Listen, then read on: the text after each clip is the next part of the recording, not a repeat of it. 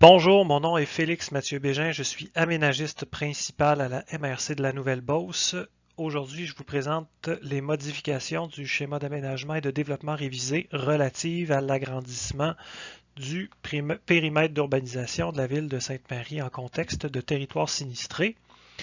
Il s'agit d'une présentation qui s'inscrit dans le processus de consultation écrite concernant le projet de règlement 413-03-2021. Cette présentation est divisée en 4 parties. La première traite du contexte de la modification. Dans la seconde, je vais justifier le choix du site qui a été retenu pour l'agrandissement du périmètre d'urbanisation. Dans la troisième section, je vais vous présenter succinctement les modifications qui sont proposées au schéma d'aménagement. Donc, il y a une partie de la problématique qui est modifiée. Les grandes orientations sont modifiées également, de même que les affectations du territoire. On va terminer cette présentation-là en présentant un échéancier qui présente les étapes qui restent à franchir avant de pouvoir permettre la construction dans le secteur agrandi du périmètre d'urbanisation. Contexte de la modification. La modification au schéma d'aménagement et de développement de la MRC de la Nouvelle-Beauce doit se faire selon un processus qui est établi à la loi sur l'aménagement et l'urbanisme.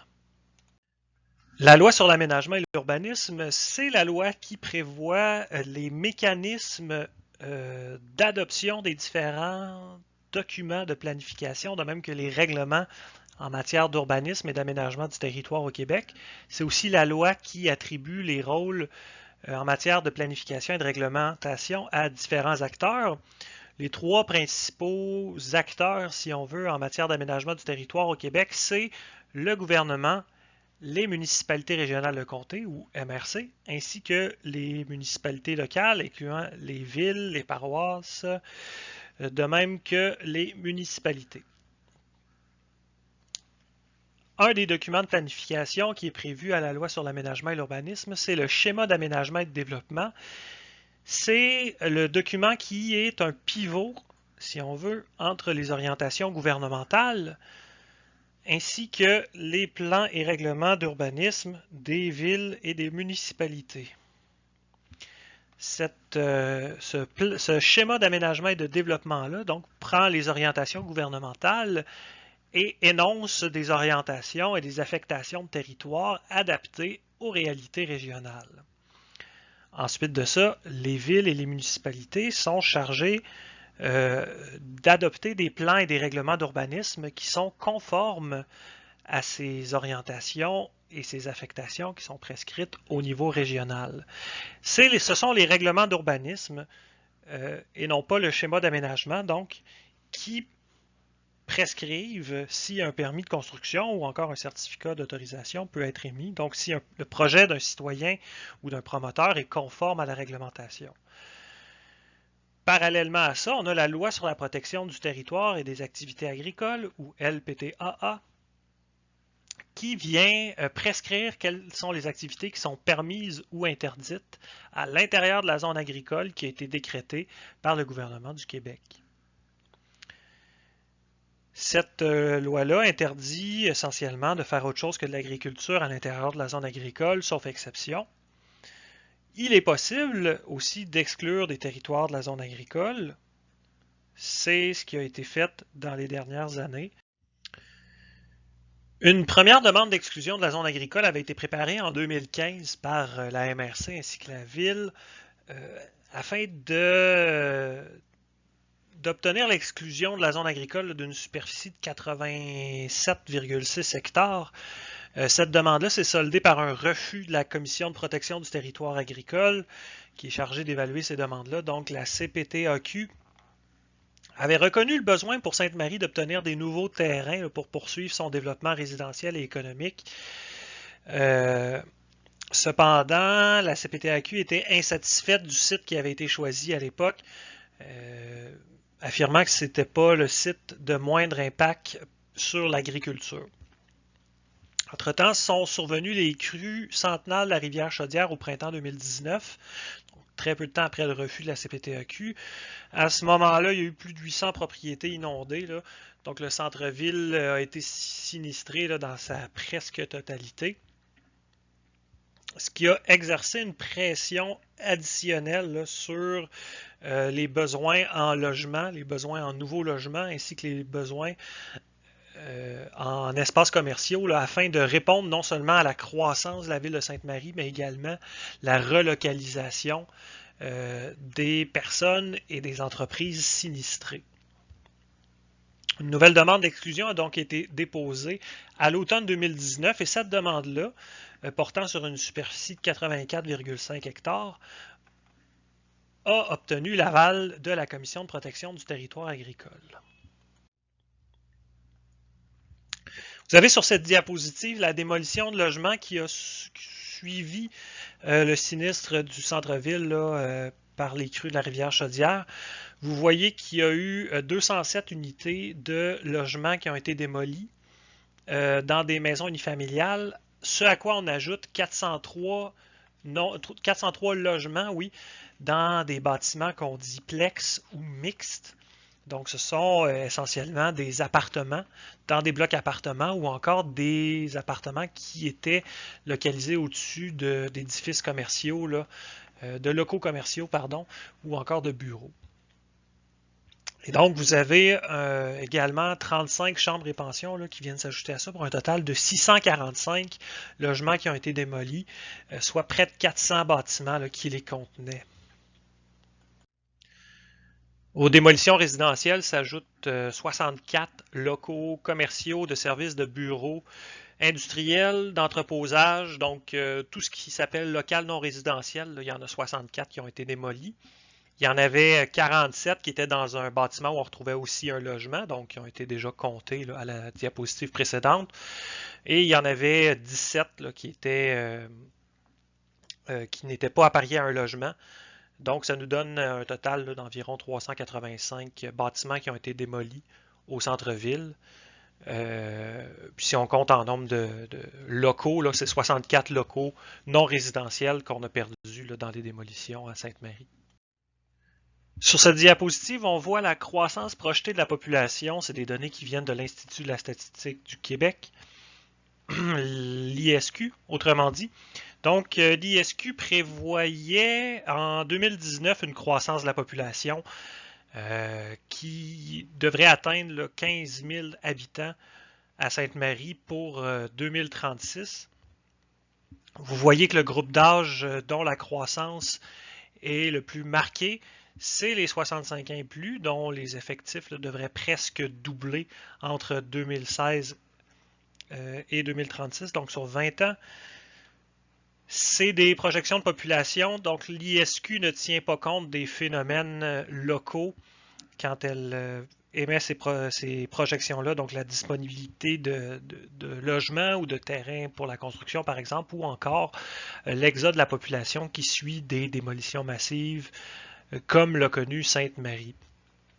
Quoi qu'il en soit, ça nous permet quand même d'avoir une idée du portrait de la population là, dans les 15 prochaines années.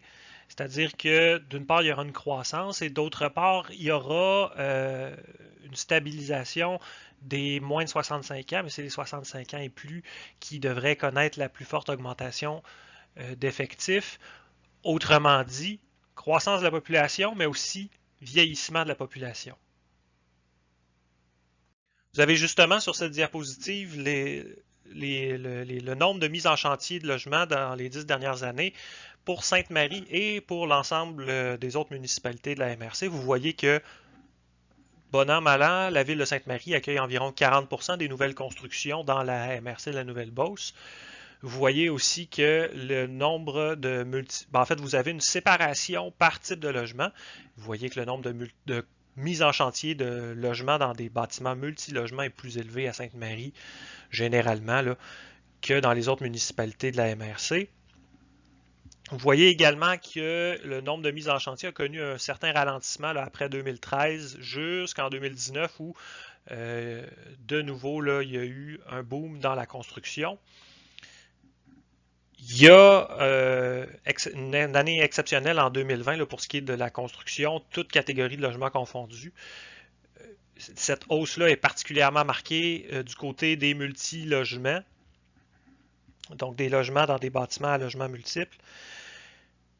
Ça peut être dû aux démolitions, comme on l'a vu dans les diapositives précédentes, de nombreux appartements au centre-ville, donc il y a une plus grosse demande. Ça peut être aussi dû à un rattrapage dans les dernières années. Là, on voit qu'à Sainte-Marie, s'en est construit en 2015, 16 et 17, un gros total de 14 nouveaux logements. Donc, ça peut être un rattrapage du passé. Ça peut être aussi dû là, au prix des terrains qui augmente beaucoup et au désir pour les promoteurs de maximiser leur investissement là, en construisant plus de logements sur un même terrain. Vous avez devant vous une carte synthèse des démolitions ainsi que des espaces disponibles pour la construction dans la ville de Sainte-Marie, dans le périmètre d'urbanisation. Donc, si on regarde dans l'encart qui est à votre gauche, qui est en fait un agrandissement du centre-ville, vous voyez que ce qui est hachuré en rouge, c'est ce qui a été démoli ou ce qui est prévu d'être démoli. L'essentiel de ça se trouve là dans un tramé bleu, ce qui représente la zone inondable.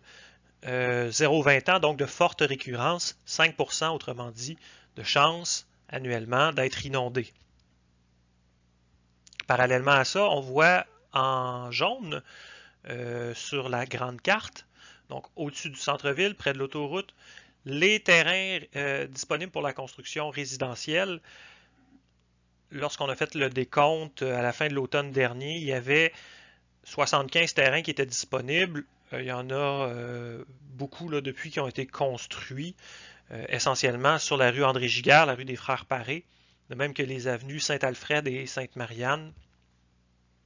Donc c'est là qu'on retrouve la plupart des terrains disponibles à la construction résidentielle. Pour ce qui est de la construction à des fins commerciales ou institutionnelles, là, il y en a quelques-uns le long de la route de Saint-Martin. Puis la plupart des terrains industriels là, sont en voie d'être comblés. Ça, c'est traité dans un autre projet de règlement pour l'agrandissement du périmètre d'urbanisation du côté du parc industriel. Donc, on a démolition massive de logements et de locaux non résidentiels au centre-ville. Il nous reste presque plus d'espace commercial ou résidentiel disponible pour la construction. On prévoit une croissance de la population. Tout ça mis ensemble, il faut faire un choix de site pour l'agrandissement du périmètre d'urbanisation de la ville de Sainte-Marie pour pouvoir accueillir des nouvelles constructions. Le service de l'aménagement et du développement du territoire de la MRC avait ciblé en 2015, en fait, lors de la première demande à la Commission de protection du territoire agricole, donc 6 secteurs possibles d'expansion pour le périmètre d'urbanisation de la ville de Sainte-Marie. Pour la demande qui a été faite à la CPTAQ en 2018, ce sont les mêmes secteurs qui avaient été retenus. L'analyse de ces secteurs-là a été faite en fonction de critères agronomiques, économiques, urbanistiques, des critères relatifs à la mobilité, au transport, à la desserte en service, aqueduc-égout notamment, mais tous les autres services urbains, impact d'éventuelles inondations là, sur l'accès à ce secteur d'expansion-là. Ce sont les secteurs C1, accessibles depuis la route Saint-Martin, et C2 qui ont été retenus. Donc on avait aussi les secteurs A, qui se trouvent à être entre le rang Saint-Gabriel et l'autoroute Robert-Clich au nord de la route Cameron. Le secteur B, qui se trouve à être compris entre la route du président Kennedy et l'autoroute Robert-Clich au bout du boulevard Vachon, là, qui se trouve ici. Vous avez également les secteurs C, donc accessibles depuis la route Saint-Martin et la route Carter. Tout ça à l'ouest du rang Saint-Gabriel. Vous aviez le secteur D, qui se trouve entre le boulevard Vachon et l'autoroute, au sud de la route Carter, et finalement le secteur E, qui se trouve à l'ouest du rang Saint-Étienne, le long de part et d'autre de la route de Saint-Elzéar. Donc ces secteurs-là n'ont pas été retenus parce que les secteurs C1 et C2 donc présentaient le plus d'avantages par rapport aux critères d'analyse. Les points forts de ce site-là, en fait, je vais vous le décrire tout d'abord, quel site a été retenu, c'est quoi ses limites, c'est quoi son environnement. Donc, vous avez le rang Saint-Gabriel qui se trouve ici, à l'arrière de la carte.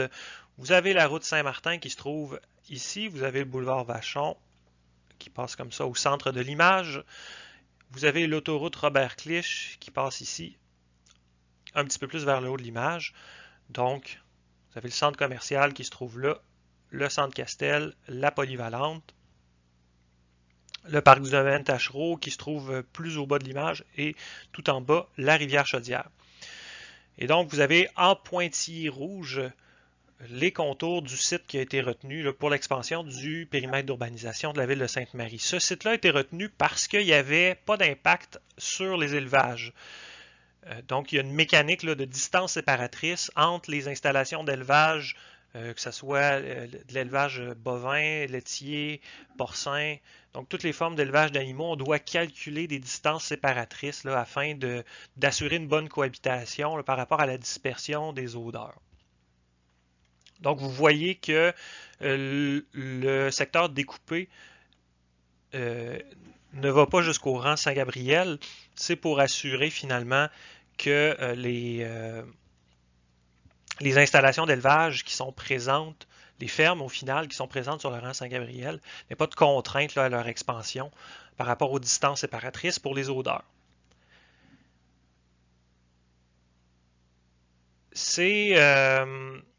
Donc, le découpage a été fait en conséquence. Les érablières également qui sont présentes sur le site, la plupart sont non entaillées. On a aussi une petite parcelle qui est en culture de foin qui se trouve à être ici, là, un peu plus au sud, dans le secteur qui est visé. Donc, c'est sûr qu'il y a moins d'impact sur l'agriculture, encore une fois. Peu d'impact sur l'agriculture aussi parce que c'est un secteur qui est à faible potentiel agricole. Donc, les sols de ce secteur-là sont généralement classés 7 sur une échelle de 1 à 7 par rapport au potentiel agricole, 1 étant le meilleur et 7 étant le pire potentiel agricole.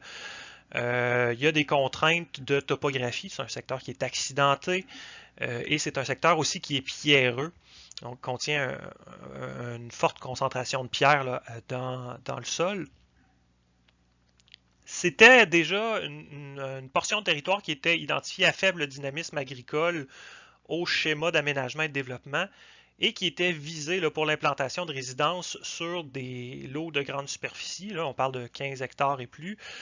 Donc, c'était déjà un secteur qui était pas très dynamique sur le plan agricole. D'y étendre le périmètre d'urbanisation à cet endroit-là, on ne vient pas faire de pression démesurée là, sur le territoire agricole. On a vraiment ciblé l'emplacement qui avait le moins de contraintes sur l'agriculture. En plus de ça, c'est un secteur qui est à proximité des services et des commerces. J'ai nommé tantôt la polyvalente, l'aréna, le centre commercial. Vous avez également le cégep qui va venir s'implanter ici et le secteur vraiment le plus commercial finalement du boulevard Vachon avec une panoplie de commerces, de services, de bureaux. Vous avez également la clinique médicale, le CLSC, de même que d'autres institutions scolaires là, comme l'école, l'éveil par exemple.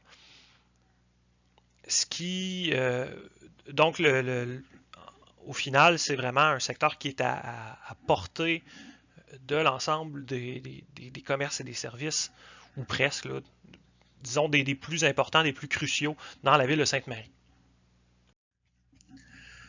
C'est le site idéal, mais c'est pas le site parfait.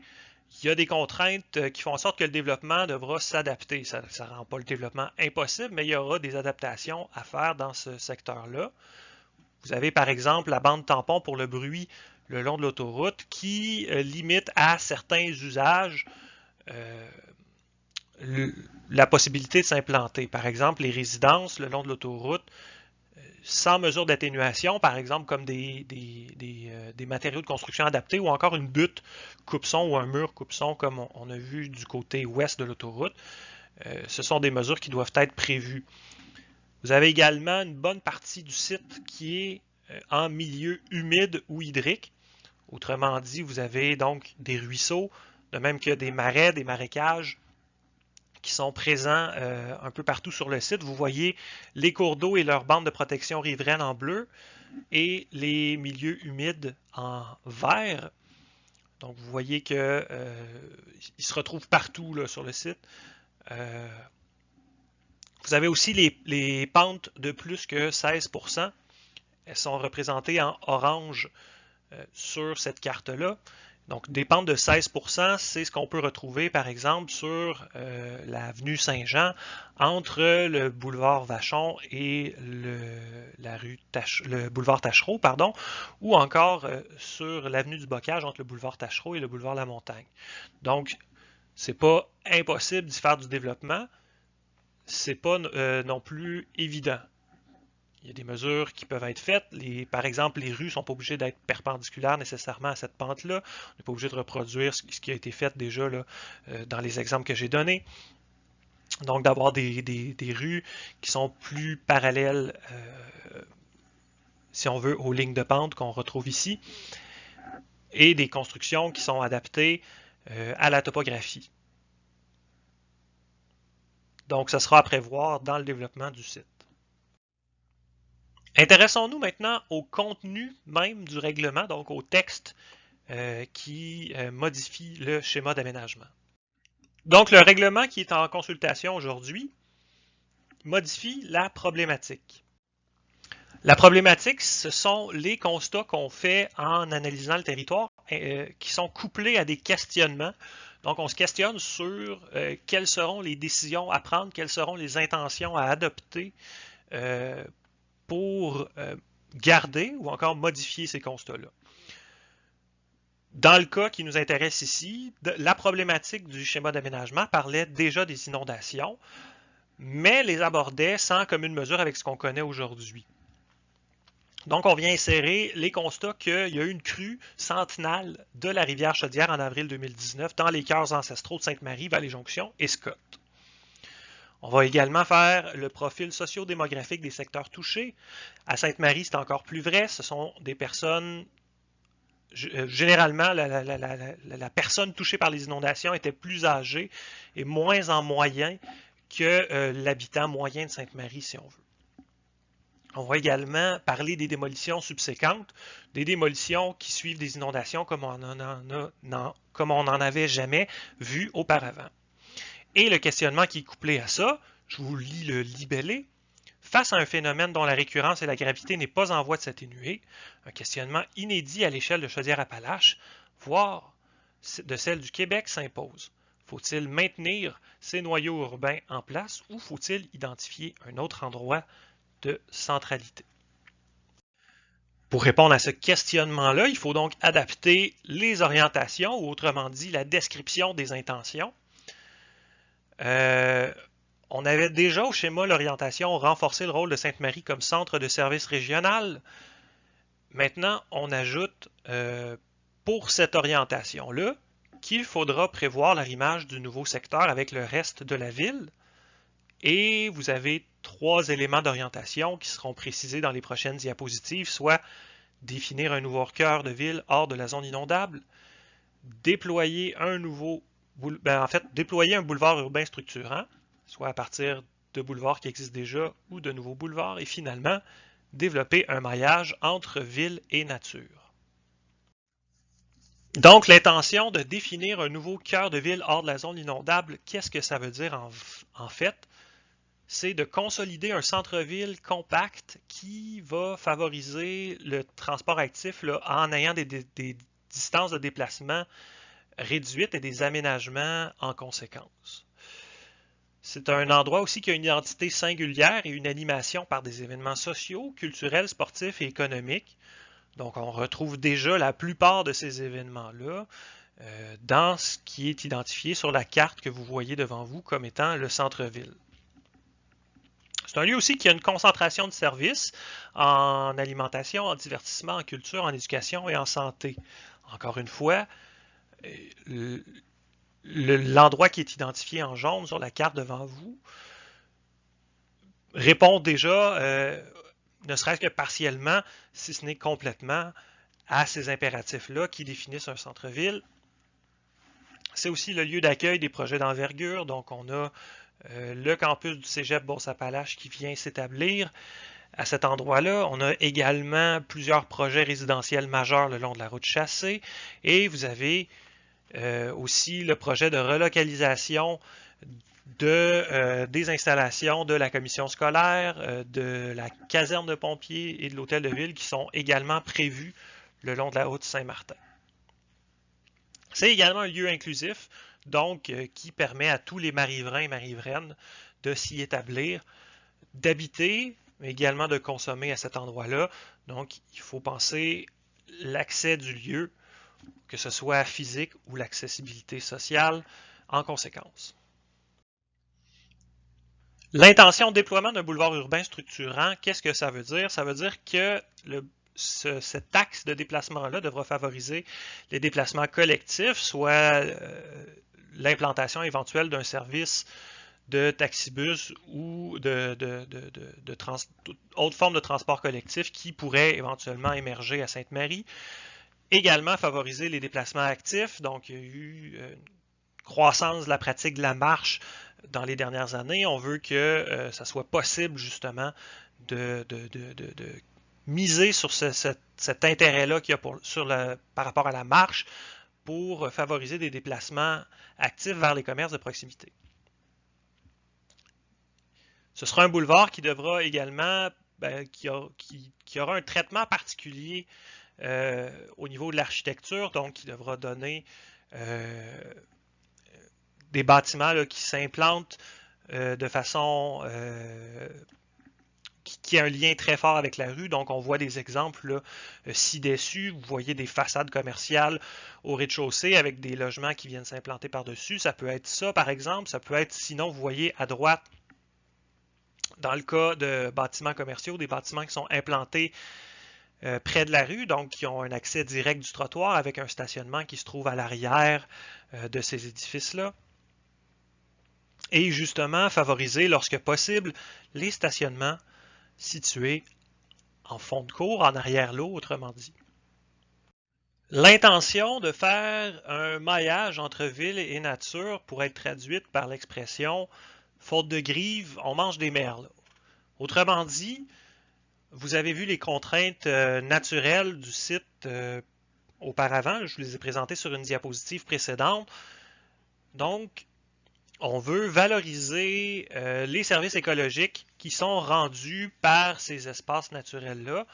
Donc, il y aura une conservation d'espaces boisés, de milieux humides à prévoir dans le nouveau secteur d'expansion du périmètre d'urbanisation. Aussi, dans le centre-ville, il y aura une favorisation des sols perméables, c'est-à-dire de l'absorption sur place là, de